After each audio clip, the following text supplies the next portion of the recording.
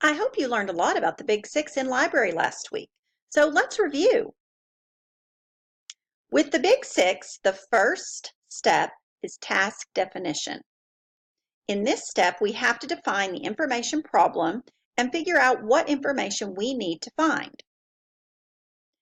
In the second step, information seeking strategies, we figure out all the possible sources we could use and which of those are the best. In the third step, location and access, it's time to locate the sources and the information we need within the sources. In the fourth step, use of information, we engage with the information and extract the relevant information that is useful for us for whatever project we are working on. In the fifth step, synthesis, we organize our information from all of our sources and decide how to present it.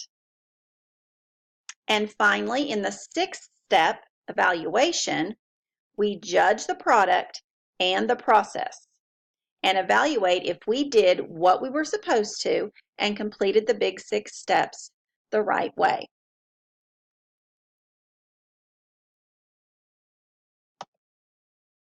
So let's talk a little bit about what we learned and some of our key points in library last week when we were learning about the Big Six.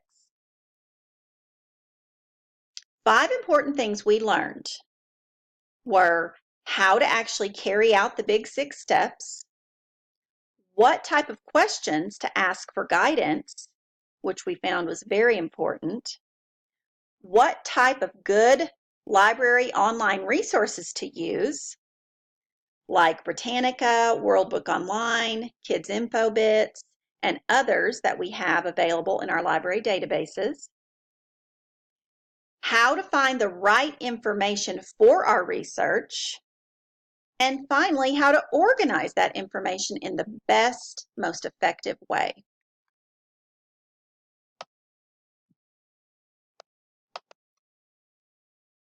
I have provided you with a Big Six handout.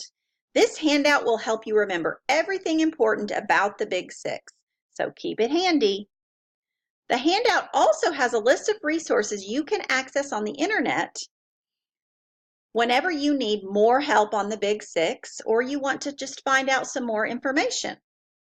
So good luck!